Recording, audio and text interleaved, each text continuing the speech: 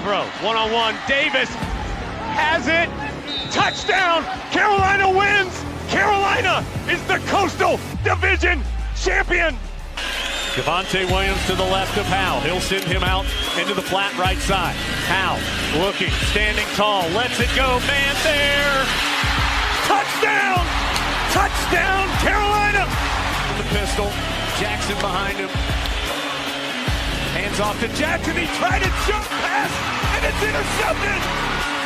Surratt intercepts it. Holy cow, Carolina's going to win. And off to Javonte Williams again. Pops it to the left. Javonte leaps over a man, crosses the 50, trucks over a defender, spins by another. Goodness gracious, he's down to about the 15, and he did absolutely everything in one carry. Here's the shotgun snap to Aguilar. Drops back. Pressure coming. Aguilar floats it up. Incomplete. No flags. Head on back up the mountain. Carolina wins it in double overtime. Loftus out of the shotgun. Throws to the end zone. Incomplete. Incomplete. The bell belongs to us. Carolina wins it. 47-45 in double overtime. Bernard fields it at the 26. Heading to the far side. Gio at the 35. Gio, he's at the 50. No, he's not. Yes, he is. Gio is going to take it for a touchdown. Are you kidding me?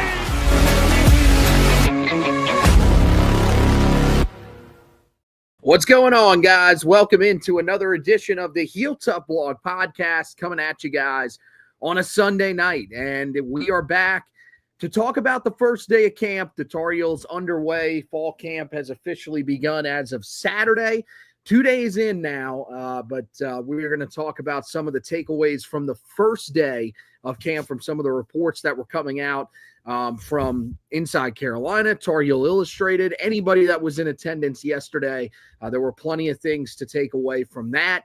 So we'll discuss some of those and then move on to talk about the commitment of a guy in the 2027 class very briefly. And then after that, we will, of course, go into the tight ends for this year's 2025 roster as Carolina gets prepared for the season. We are now under a month away from the start of the season.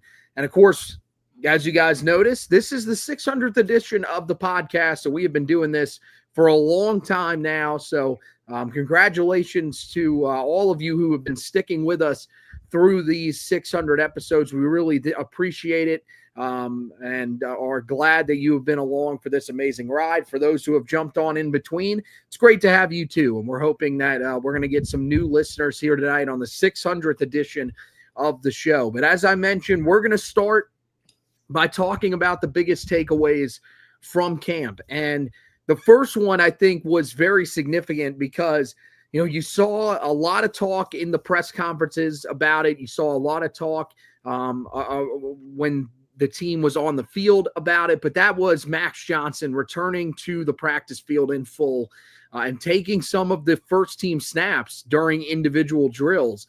You know, some people are reading into that probably more than you should.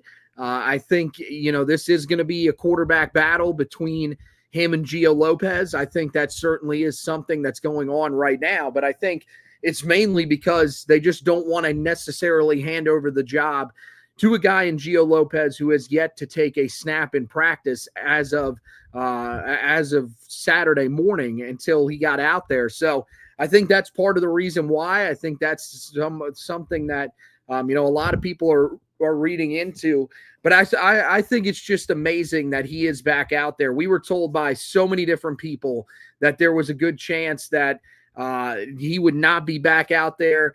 We did not know how serious this injury actually was. I mean, he sort of detailed it when he spoke to the media after the practice was over, that he had to have 5 surgeries on his leg. And actually we was thinking at one point that he was going to end up losing his right leg after the injury that he suffered. So for him to be out there back on the field and to be going through some of those first team drills, I think is really a great moment for Tar Heel football and for Max Johnson. Yeah, I think It's a great testimony of who he is as a player and as a person, right? Because how many people would, after 5 injuries and with amputation, very much a possibility, still put in the work that is required to get back to the point where you're on a practice field taking first team snaps. And I think that's the one thing you'll like about this quarterback room, whether Max Johnson ends up being the guy or not. I still think when this is all said and done, Gio Lopez will emerge as Carolina's starter. But you look at the character that's in that room, and you feel like this position is in a really good spot because you just got really good character guys in that locker room. And Max Johnson, I think, is the ultimate test to that. I mean, this was a guy that, I think we got to remember, came to Carolina to play for Mack Brown, gets injured in the first half of his first game as a Tar Heel. The season goes sideways, a month later. Mack Brown ultimately gets fired. Carolina goes in a different direction, and he stayed here. And he stayed here while, Bill Belichick, aggressively pursued Bryce Baker in the recruiting cycle. And he stayed here even after Gio Lopez was paid, roughly $2 million to come play quarterback here, which tells you what Max Johnson thinks of Carolina as a football program, as a university. And I think he'll be a guy that embodies that it's not a 4-year decision, it's a 40-year decision. And even though he was a 2-time transfer upon arriving in Chapel Hill, he has all the makeups and what you want in a Carolina football player. And so just happy for Max to see him back on the field. It's a great story of inspiration and perseverance. And I mean, who knows? We kind of counted him out when he got injured. I guess it's fair to say you can't count him out as him emerging as Carolina's maybe starting quarterback with all the hell he's been through. This is a kid that's motivated to get back on that playing field. And so we'll see how this battle emerges. But nonetheless, he's already a winner in my book, overcoming 5 surgeries and getting back on the field. Yeah, I think that's definitely the best way to look at it, that he's already a guy who's winning for Carolina and by just even being out there. But I think you're right. I think there is a chance that he actually competes for this starting job. And I think it all goes back to what we talked about when we previewed the quarterbacks. It's that experience that he has in the SEC. And he wasn't, the winningest quarterback in the SEC. He's not a guy that's going to appear on any Heisman list, but he was a guy that did a really good job of taking care of the football, really good touchdown interception ratio, was able to move his team up and down the field consistently at times at both LSU and Texas A&M. And I think, if he was given the keys to the offense and it was really built around him, I think this offense would probably be one that suits him a little bit better than just about any other offense that he's been in. So we'll have to see. I don't know if it's legit that he's going to have a shot to win this starting quarterback job, or if this really is just Gio Lopez has to show us a little bit before we can really turn it over to him. But we'll see, over the next few weeks of camp, what the updates are and whether or not he is a serious contender for that job. Now, the one thing I can say is based off of some of the notes from around practice, it seems like this is a 2-quarterback battle. We thought maybe Bryce Baker was going to be involved in this battle after what we saw from him in the spring. He, of course, I think, in my opinion, was the better of the 2 quarterbacks, at least from what I saw in the Practice Like a Pro event. But it seems like some of the reports that came out yesterday was that he was seems to be struggling with some of the elements of the offense. And if that's the case, I think this probably is a 2-man race between Gio Lopez and Max Johnson, which isn't all that shocking considering what we had been talking about when we were talking about the quarterback position earlier on this offseason. No, and it's probably maybe best case scenario for a guy like Bryce Baker, maybe take some pressure off of him, let him get acclimated to life, as a college student, get acclimated to what Bill Belichick and what Freddie Kitchens want and demands out of the way they want their quarterback to handle practice and everything like that.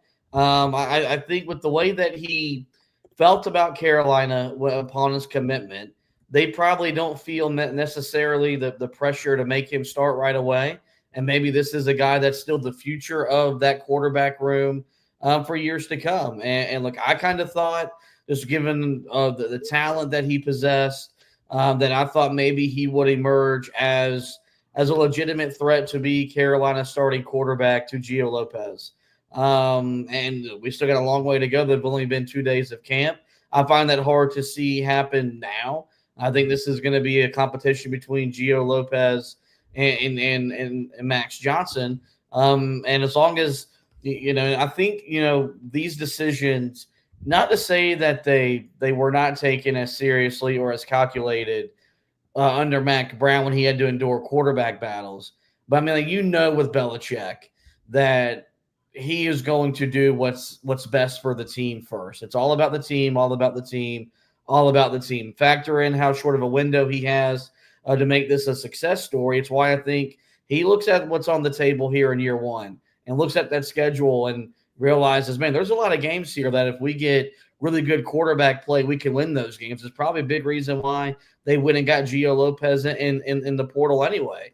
And so I just guess I want to caution people, don't overreact. Yes, there was a lot of hype around Bryce Baker when he committed. And I was the one leading the charge that I thought he would be Carolina's starter and him and Bill Belichick would build this thing from the ground up. But if he's still the future of this room, I think that's a really good thing for Carolina moving forward. Life after Gio Lopez and life after Max Johnson. So we'll have to see how this all plays out. But I don't view it a negative that Bryce Baker on the surface doesn't appear to be a factor in this year's quarterback battle. Yeah, I mean, it's more the processing stuff. It feels like he holds the ball a little too long and stuff like that. I think that's really the thing that you got to get out of his system. And it's going to take time. I mean, we saw it, with a guy like Sam Howell. He had those same issues at times during his career. Now, he was just such a playmaker, and the way that he was built, I think, allowed him to succeed and get himself out of trouble at times. The other thing was you go back to him in 2019 and you look at that quarterback room that they were dealing with then. They didn't have a veteran option that they could have gone to, not one that was consistent enough for Carolina to really trust. And so I think that was the reason why he won that job back then. I think we all kind of thought that maybe Bryce Baker would give you some similar feels to that. Very accurate passer and everything like that, but it's just about getting up to the speed of the college game. It may have taken him just a little bit of time, and to me, that's not necessarily a bad thing. You want to get it right with him because you don't want to throw him out there too early and get him into a point where he's making a lot of mistakes, and that sort of ruins the trajectory of his career. When you've got guys like Gio Lopez, like Max Johnson, who can sort of ease him in and allow him to develop as a quarterback and eventually become the starter for Carolina down the road. Now, I mean, he's going to have, it's going to be tough for him because he's got a guy in the 2026 class in Travis Burgess that's incredibly talented too. So it's not going to be easy for him to be able to win the starting job, but still, I think he's in a spot where he's going to be able to be developed by this staff. And that really is ultimately what you want for him, because if he's going to be at his best, it's going to take a little bit of time. And for now, yeah, it comes down to Gio Lopez and Max Johnson. And look, you've got a guy that's won at the SEC level, has done everything that he's needed to do there, and now is coming down to the ACC level. Wasn't great at the start of last year, but maybe this offense fits him a little bit better. And then you've got a guy in Gio Lopez who is really good at the group of five level, has a ton of upside. Reminds you, in the way that he's built and the way that he plays of Sam Howell. Maybe that's, something that this staff really loves and is going to value. So we'll see where this quarterback battle goes. I'm still with you. To me, you don't bring your guy Gio Lopez to ACC Media Days and then don't start that guy. I would find it really hard to believe. But you never really do know, because this comes down to competing for the starting job. And that was one of the other things that Bill Belichick talked about yesterday that I thought was really interesting and really felt like a different message from what was actually seen on the field the last few years. Not going to say that Mac Brown didn't tell you that guys were going to have to compete for jobs. He told you that all the time. He told you that we were going to make sure that guys were competing out there and earning everything. Well, when it came to actually going on the field on game day, one of the situations that you always like to reference is the Des Evans situation in the game against North Carolina Central, where he picks up multiple personal foul penalties and stays in the game for Carolina. And I get it. He was off to a really good start in that game, but it shouldn't matter. When you're making mistakes like that, you've got to be willing to turn to the depth on your roster. And we heard yesterday, Bill Belichick talk about earning it, and we also heard him talk about the depth of this roster and how even though they don't have the 105 scholarship guys, he loved the question from, I believe it was Aaron Beard, who said right out, what about this roster, with the guys that are deeper on the depth chart and stuff like that? What do you expect from those guys? And he said that he expects those guys to be ready to play because we're going to need them at some point this season. So I think this is definitely one of those situations where he means what he's saying. He is one of those guys that's not selling you a bill of goods. When it comes to this coming season, we are going to see a guy that's going to make sure that things are done right, or he's going to turn to other guys on this roster. I think he's going to maximize as much of his depth as he can and do a much better job than what Mack Brown did, what Larry, pretty much any coach, quite frankly, we've ever seen. Because I think every player will be as prepared to play and make an impact as possible. And a lot of that is just because that's not even as much of a requirement as it is just a demand of playing for Bill Belichick. You've got to be prepared to play. And if you're not, they'll find someone else to do it. Mack Brown would get very lenient with guys when they made mental errors. That's not something that's going to fly for Belichick. I think it's something that I look forward to watching this team develop into, is that I think that this is going to be a disciplined football team, because I think he'll do a much better job communicating and really outlining how thin the margins are. And it's not just for Carolina. This is for a lot of teams that are in Carolina's position, to where if you eliminate penalties, just what it does in terms of field position and how it changes the outcomes of football games. And so I think it's something that they know that they don't have the 105 scholarship players that you're allotted to have, but I think they'll maximize their depth in ways that we haven't been able to do in years past. They'll maximize the time in practice. I think they'll be a lot more aware of rotating guys in and out of games. Now that's why it's important against, the likes of Charlotte and Richmond, that you can maybe get those games over earlier rather than later, so you can maybe get some guys some valuable time on the playing field. But I do think that, that's something that he means, and you saw him appreciate the question. And that's the message to those guys in that locker room. Even though you're not a starter, or even though you're maybe not on the 2 deep, we need you to help us win. We need you to help us in practice. We need you to be prepared to play on Saturdays. And so there's always been a player or two during Belichick's time in the pros that comes out of nowhere and is a productive player. I don't think that's going to change now that he's in college. There's probably a guy on this roster that we're sitting here today and we're not spending a whole lot of time talking about, but by the time we get to mid-October, maybe early November, he'll be a difference maker on this team, and we'll be able to really point at Bill Belichick as the reason why, making sure that player was ready to be the player that this team needs him to be. Yeah, and this is the time to be able to do that. That's why I think the message is that you need to be preparing every day. Everybody needs to be going 100% in practice, because we got to find the guys that are ready to play this year, because we're going to be rotating a lot of guys. You mentioned it. I mean, even in spots like the interior defensive line, where Carolina doesn't necessarily have as much depth, they're going to rotate there because they're going to want to keep guys fresh throughout the year. And it really is on these guys to just step up. But the biggest thing is that the bench is finally going to be a motivator here. If you're making mistakes, it feels like this staff is going to say, hey, we're going to sit you down. We need you to learn from this, and we're going to need you again at some point, either in this game or we're going to need you at some point later in the season. But you've got to learn from this. We can't just let you keep making these mistakes over and over again. And that was what we saw with Mack Brown so many times, was that the guys were committing the same mistakes repeatedly and nothing was being done about it. This year, look, even if we're putting in a lesser player, at least he's a guy that's not getting us killed with penalties and stuff like that, or he's not getting us killed with blown coverages, missed assignments, whatever you're looking for at a certain position. And I think that's something that is going to be a lot different than what we saw under Mack Brown, and a breath of fresh air, frankly, under Bill Belichick.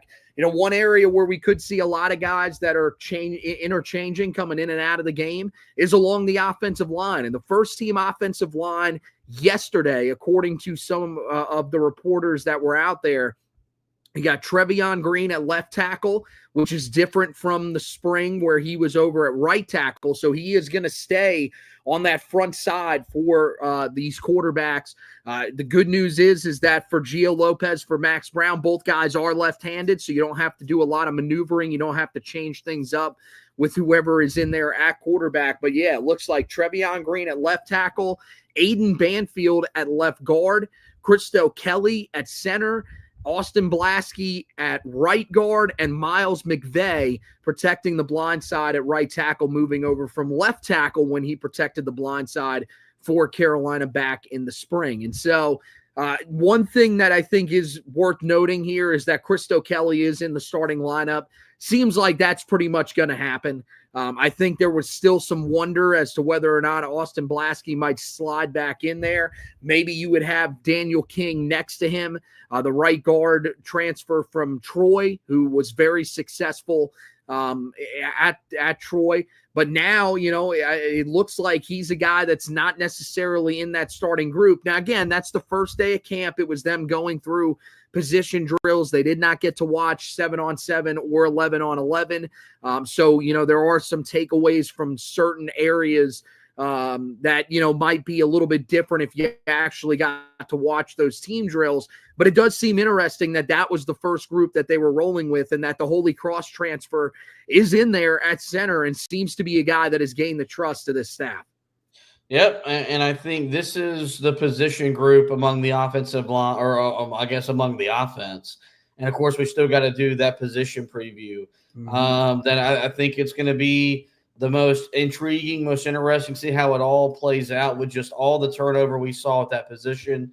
You saw a lot of guys leave. You saw a lot of guys come in. And the national pundits, you have some guys that are very, very high on the remade offensive line. Phil Steele is one of them.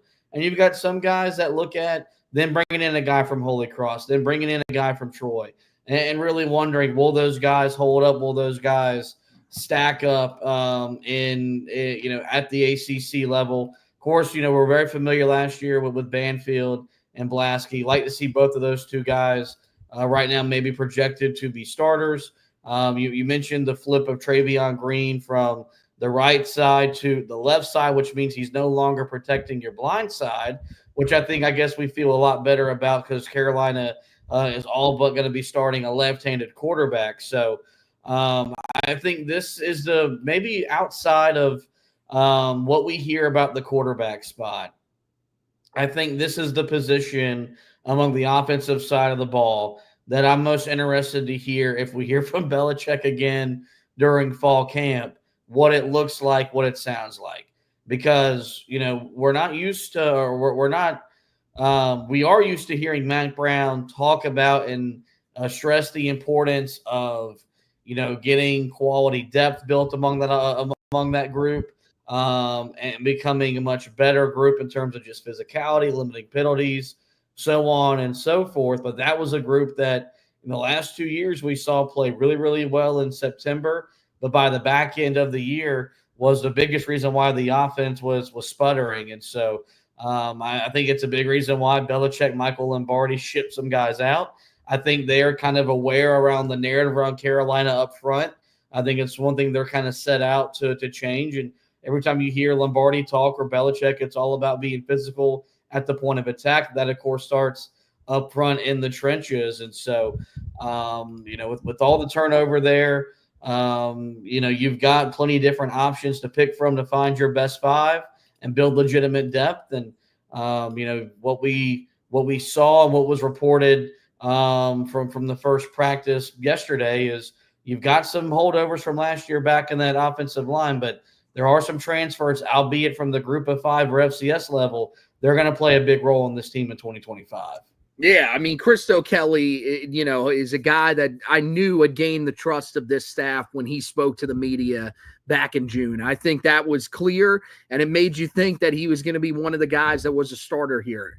That one, look, it is what it is. We'll see what he does early in the year. If he struggles that much, they can always move Austin Blaske back there. And you do have Daniel King, a guy that I really like a lot and think is capable of starting along this offensive front. Probably the group of five transfer that I feel the best about out of the group that they have. When you look at the concern with this group, maybe there are some people that are still concerned with Aiden Banfield. I'm not, because I thought what he did in his freshman season, I mean, he had some inconsistencies. There's no doubt about that. But it's exactly what I just said. He was a freshman, and he was still able to hold up as a starter, really looked pretty good at certain times in the run game. I think got better as the season went along in pass protection. I think he's only going to continue to get better. And there are guys here that, hey, if there are some growing pains again this year, you can rotate in that can help you out there. The tackle spots are really where you're wondering, is this group good enough? Because Trevion Green last year gave up a ton of pressures, gave up a ton of sacks while protecting the front side. He's going to be protecting that front side again this year. And even though he's switching over to the other side, I mean, even that, brings about some questions of whether or not he's going to be able to handle playing on the left side. He struggled on the right side. Maybe the left side is his stronger side, and maybe he'll actually end up being more successful, but we'll have to wait and see. And then with Miles McVay, there were some times in that game, in that practice like a pro event rather, where he struggled, and I thought he was getting beat around the outside. Now maybe some of these edge rushers for Carolina really are going to be that good this year, but that was before they got their starter in Smith Vilbert. That was before it was before Bo Atkinson ends up transferring, but it looked like Bo Atkinson was playing mostly on that right side or matching up with the right tackle in Trevion Green and giving him some problems in that game. I do think that there are going to be still some questions about this offensive tackle position going into the season. You do have Will Osteen that you brought in from Louisiana as well. That's going to factor in here at this position at some point. It seems like, yesterday, of course, not going to roll him out there. This staff, again, saying you've got to earn it. So for him, it's going to be up to him to earn it in these practices if he's going to take over one of those starting roles, even though his stats would tell you that he should probably be one of the starters for Carolina.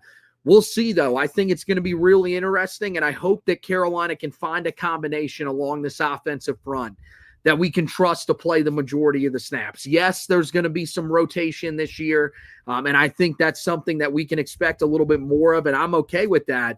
But I want a five that I can trust to go out there and play these crucial drives for Carolina, and the hope is that they are on their way to finding that. So that's your look at the first day of camp. We're not going to spend too much more time. One of the other interesting things that was noted that I put on here to point out was a lot of under center play. Some of the snaps that they were taking, the majority of them were under center, if not all of them were under center. But that was, again, during just one portion of practice. So we don't know what exactly it looked like once they got into team drills. If you go back to the spring and you go back to that practice like a pro event, they did a decent job of mixing it up. There was some under center play, but still a lot of shotgun play. So I expect that you're going to see something similar to what you saw in the spring, although it really just depends, I think, on which quarterback is in there, how much they will do certain things. All right, let's move on and talk really quickly about the commitment in the 2027 class.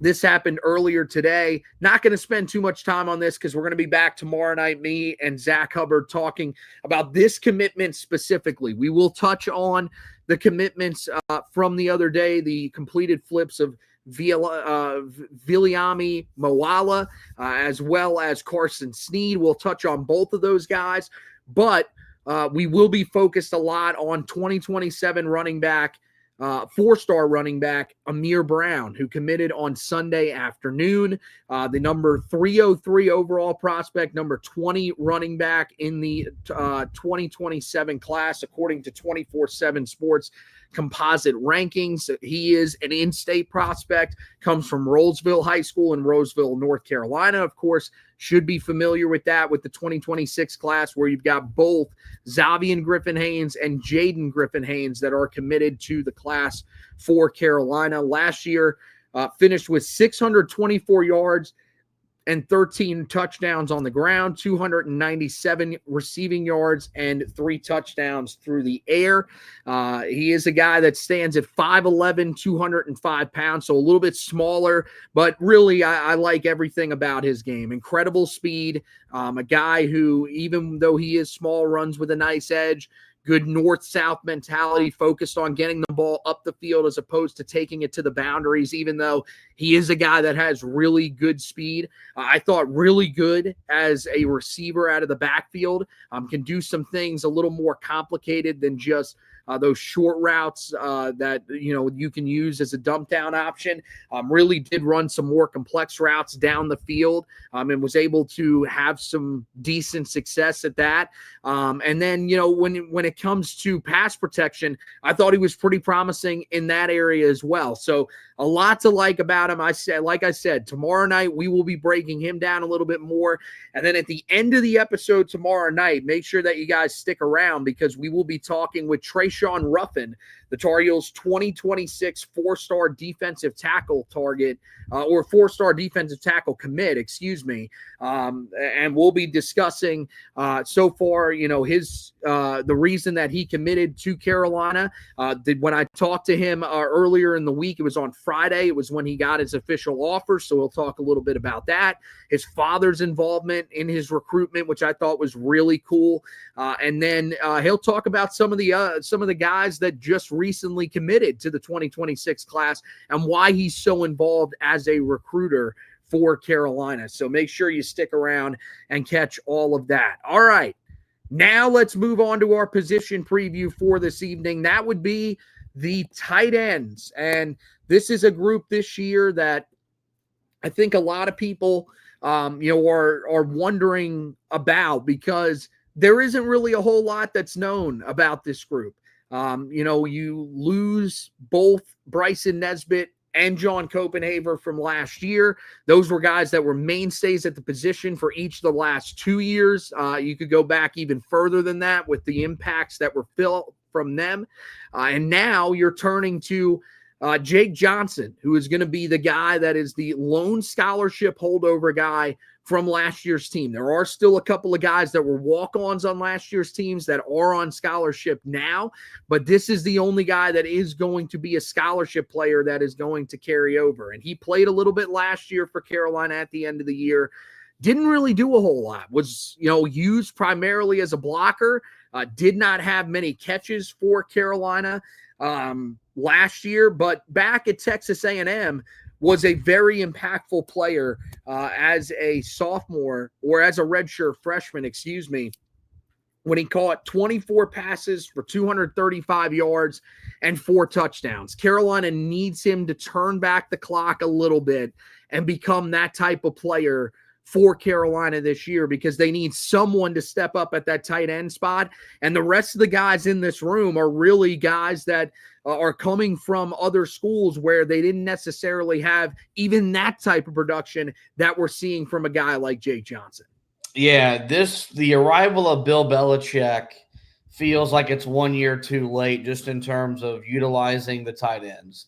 This is something that, from Phil Longo to Chip Lindsey, man, I begged for, I demanded, and I complained a lot about, because there was a lot of talent in that room that I thought they never got the full potential out of that, out of those guys. And now you're in a situation where both those guys are gone. You're going into a year where you've got yet another quarterback battle, and then you don't have a known commodity at that safety valve position in terms of production while wearing a UNC uniform. You know that Jake Johnson can be a productive player. You saw it at Texas A&M. Don't know what led to the lack of production or just the lack of using him as a receiver last year. Did not make a whole lot of sense. And I think it's something where it does make it a lot harder to kind of project him moving forward. Just what kind of player is he? Is he going to be a guy that we could count to catch, anywhere from 30 to 35 passes, or Belichick, Freddie Kitchens? Are they going to use him primarily as a blocker? So I think this is a group, when you look at, the question marks that exist at wide receiver. We're confident in the running back room's ability because we're big fans of Davian Goss. But I do think not knowing what the production from this position group looks like does make it hard to kind of decipher kind of what this Carolina offense can and will be. With that being said, I do think it'll be featured more. Just when you look at the way Belichick's offenses kind of molded there when he was in New England. Now, granted, he had a Hall of Famer in Rob Gronkowski to kind of highlight and utilize, but the back half of that New England dynasty, you saw the tight end position really become a bigger part of what the Patriots did offensively. And so I wonder how much of that will carry over into the college game and what he does with Freddie Kitchens. And we'll see if maybe they can find a way to, tap into some of the potential that exists in that room, because I don't think the room necessarily lacks for talent. We just haven't seen a lot of a production, whether it's in Chapel Hill or some of the transfers to other previous stops. Yeah, I mean, with Jake Johnson, I think the weird thing about him was he played 202 snaps last year for Carolina. Only 44 of them were passing snaps. So it just doesn't really make a whole lot of sense that a guy that comes from Texas A&M, where he played 448 snaps and 248 of those were passing downs. It makes sense why he was so successful there and wasn't as successful here. I mean, he had 2 catches for 21 yards the whole season last year. And remember that he was a guy that was out there a pretty decent amount after the injury to Bryson Nesbitt. He had to take over. Carolina still wanted to run 2 tight end sets. Copenhagen was, of course, a guy that was getting the majority of the targets, but you felt like he would be a little bit more involved. They weren't even putting him out there on most of those passing downs. I think this year you're going to see it be a little bit different. You're going to see a lot of 2 tight end sets where Carolina is going to be throwing the football. And that's good news for Jake Johnson. He's expected to be the starter anyway. So even if they're just running 1 tight end, it is what it is. But it's good news for some of the other guys on the roster as well. I just want Jake Johnson to be a guy that can be relied upon. And if he can even recreate what he did at Texas A&M, I think that's good enough. I mean, 24 catches, 235 yards, and 4 touchdowns, like I mentioned. Those are healthy numbers, especially the touchdown number. I mean, once every 6 catches, he's hauling in a touchdown. That's something that you can get behind from a tight end perspective. We don't think that this room has to be awesome because we think this wide receiver room is going to be really good, but you like to have somebody that is more than just a dump down threat every so often. And even that wasn't what he was a year ago, but you'd like to have somebody that can sort of attack the middle of the field a little bit for you. I don't know if that's necessarily what Jake Johnson is going to specify in. I think he's got that ability to be able to do that, but we'll just have to wait and see on that front. When you look at the rest of the room, there is one guy that I think if you go off of his high school film, you could say, he is a guy that did that a lot at the high school level. That's Connor Cox out of South Carolina. And, he didn't play much at South Carolina, really played sparingly. But I do think that this was a case of a guy who was early in his career. I mean, just 1 catch for 9 yards. It was a touchdown. But this is a guy that I think now is in a system that's going to allow him to play a little bit more. And, you look at him, I mean, he brings some physicality as a run blocker. Some of the signs are there, but I definitely think he is more of the receiving tight end. So if you're looking at him and saying that this is a guy that you're expecting to really be the focus in the passing game, allow Jake Johnson to continue to improve as a blocker, and that's really where he ends up shining, well, then this is going to be the guy that I think has to step up at the position and really take a step forward this year. I think this is the guy based off of what we've seen. He was here in the spring. The other guys that are going to be factoring in here at the tight end position were not. I think this is probably the guy that is next in line and probably is the best bet to be that second tight end for Carolina this year. Yeah, and if you remember, there was, I think, some pretty good excitement around him coming to Carolina. And there was some South Carolina people that were kind of upset that, he left the program and went to go play for Bill Belichick. I think he was the first guy that I kind of identified of the revamp in the new look room and say he might be a guy that is really poised to take the next step just from what, from his body type with the kind of the way that he plays.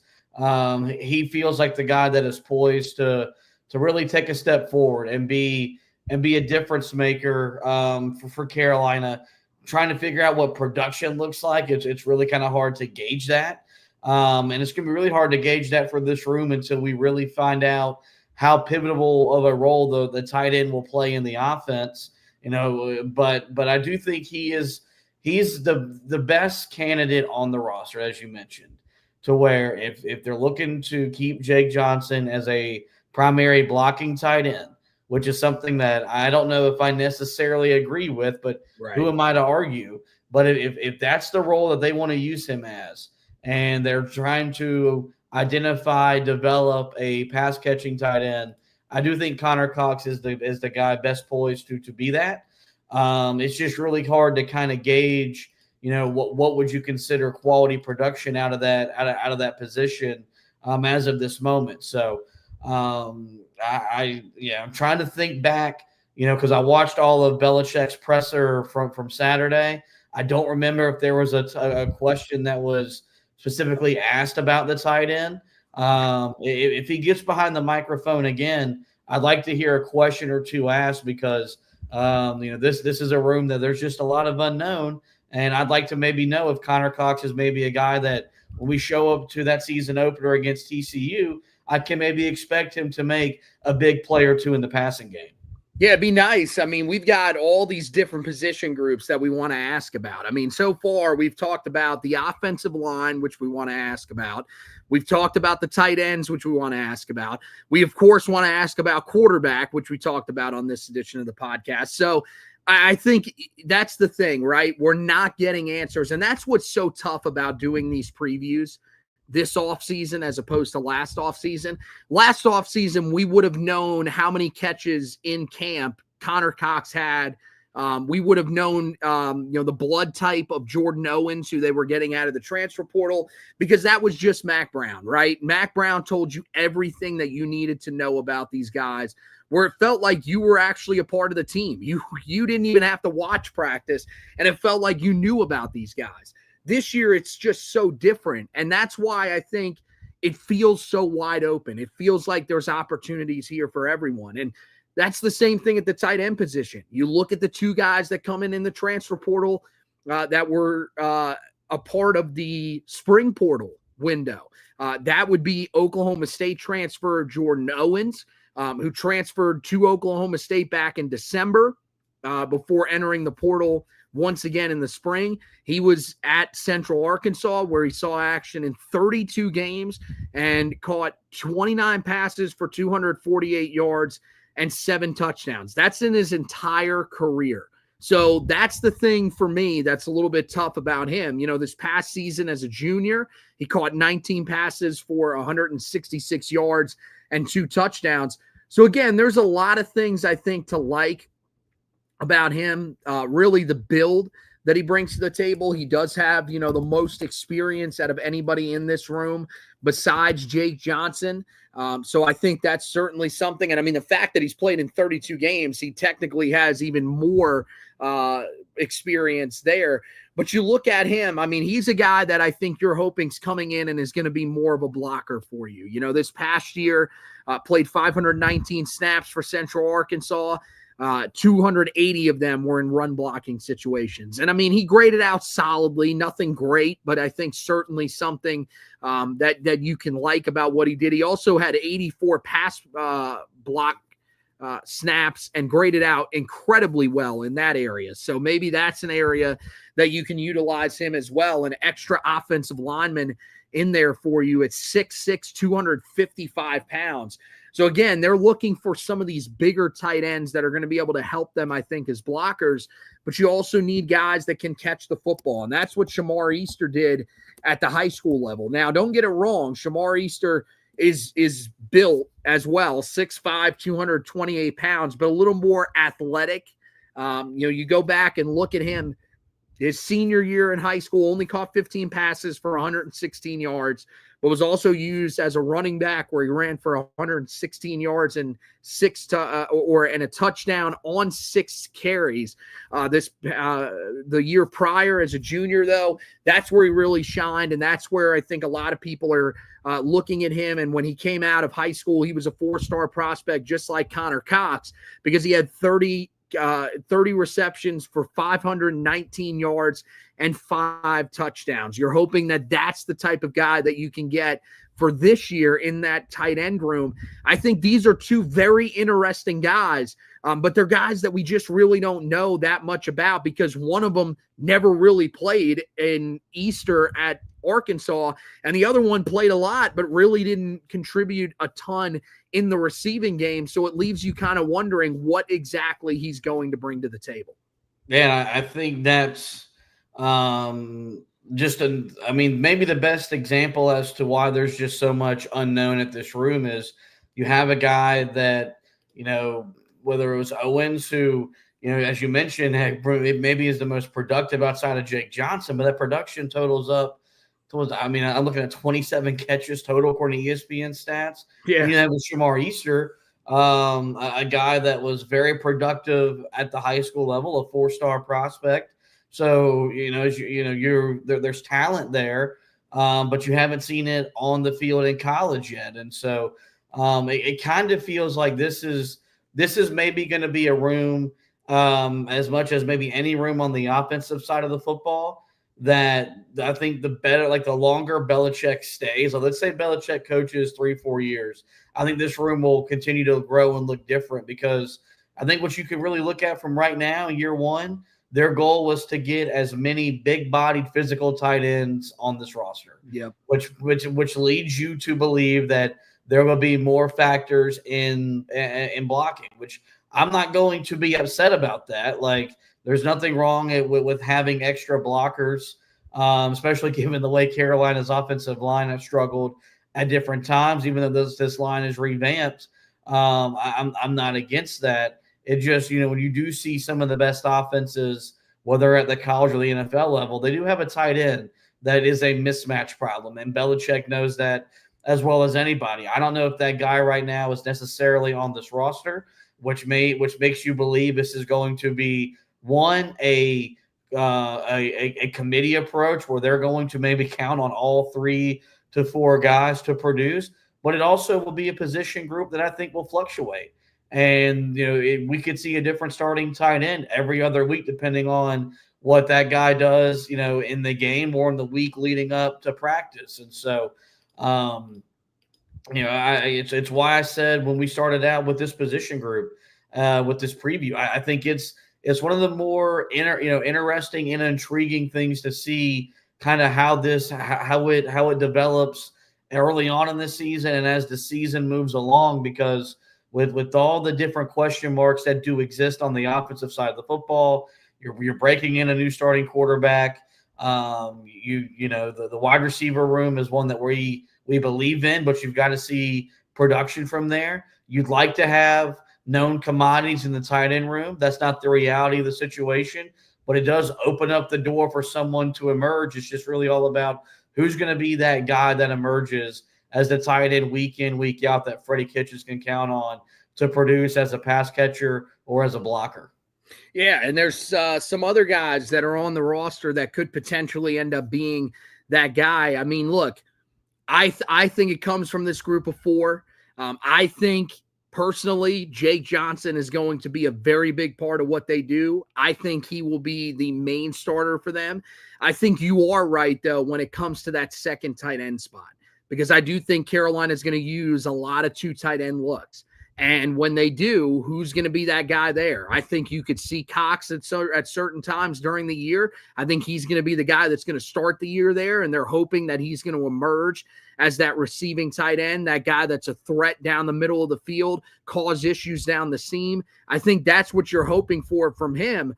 But if he's not that guy, then Shamar Easter may get his opportunity to show that he is that receiving threat, or Jordan Owens, who, will probably be out there, I think, at certain times when there are obvious run situations. So I'll be really interested to see how they sort of rotate everybody at in this position room. And then, as I mentioned, there's other guys here. There are other guys that, you never know how they could factor in. One name that's really interesting, Paul Barton, the son of former program legend Harris Barton. That's a guy, of course, that is very well known. If you remember, some of the great offensive linemen, Harris Barton is one of the first names that really comes to mind in Carolina history.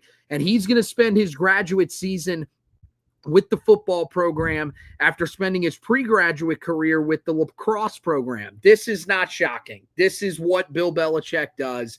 He's got a very close relationship with Joe Bresci, who is the head coach of the men's lacrosse team. And it makes sense that Carolina is going to have some of these guys on their team. Now, you go back to his high school playing career. He only played high school football as a freshman and a senior, and his best year was as a senior, which was during the COVID-shortened senior year, where he caught 25 passes for 336 yards and 4 touchdowns. For him, I think it's all about how quickly he progresses.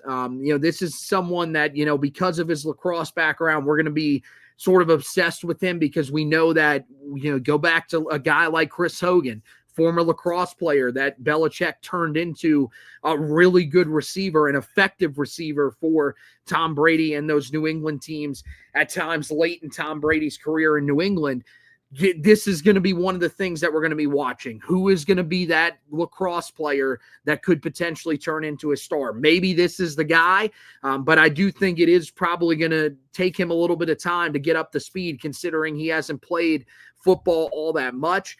And then some of the other guys in the room, 2 of them, former walk-ons that are now on scholarship. That would be Deems May III and Court Halsey, who are both back for this year. And then the true freshman, Yasser Smith, the guy who was actually committed to Carolina as a defensive lineman.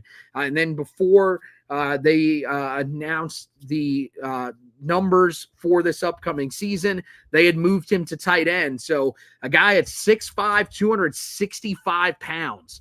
Could be somebody that they could throw in there as a blocker at some point this year. But it will be interesting. He's a guy that, as far as I can tell, has not played on the offensive side of the ball. Definitely did in his senior year. Maybe he did at some other point in his high school career. But definitely an interesting move from Carolina there. So a lot of interesting guys at the bottom of the roster, but a lot of guys, I think, at the top of the roster that are unknowns, but could end up becoming stars for Carolina. We'll have to keep an eye on that. Regardless, we will have you covered all throughout the season on HeelToughBlog.com and all throughout the preseason.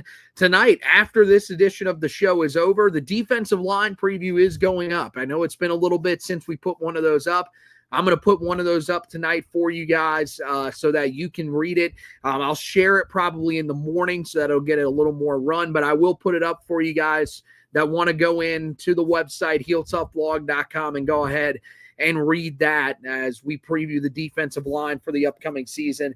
And again, that really is the perfect preparation for these podcasts. You get to read a little bit about those guys, and then we come on here on the podcast side of things and break them down a little further. So make sure you go back and read the other editions that we had so far. The offensive line is up, so make sure you go and read that before we do the offensive line preview, targeting Tuesday for that. But of course, we will let you guys know when we have a specific time for that. As I mentioned, tomorrow's edition of the podcast is going to be an exciting one because we are going to be talking about Amir Brown, the 2027 four-star commit for Carolina, but also going to be talking to a 2026 four-star commit in Trayshawn Ruffin on that edition of the podcast. So don't miss that. You're not going to want to miss that sit down that we did with him. It was really, really exciting. Glad to have him on the podcast. He was very excited to be on the podcast and everything like that.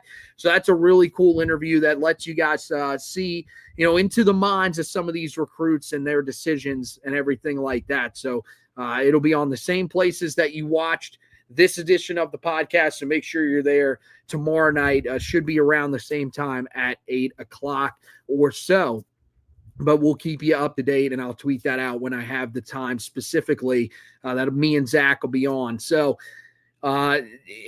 just, when it comes to the Four Corners podcast and the basketball side of things, Carolina, of course, did get another commitment out of the transfer portal in Ivan Matalkovich. So make sure you go back and check that out. Josh has the article up on the website. We have the podcast talking about him and what he'll bring to the table. Also, very interesting conversation about where Tyler Hansbrough ranked in the all-quarter century players list that was released just a couple of days ago. Might be about a week ago now. But make sure you guys go back and check that out for us. And then we are, of course, monitoring everything on the Luka Bogovac front. There is some new news that seems to be coming down here within the last couple of hours.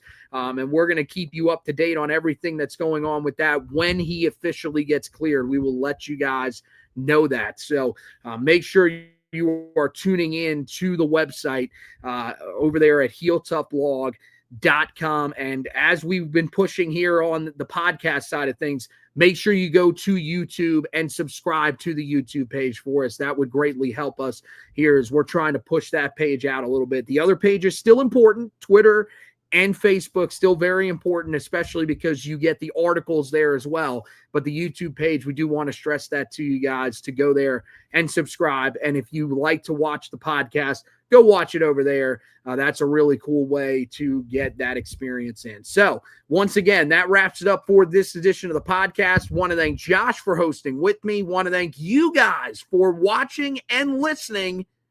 And as always, go Tar Heels.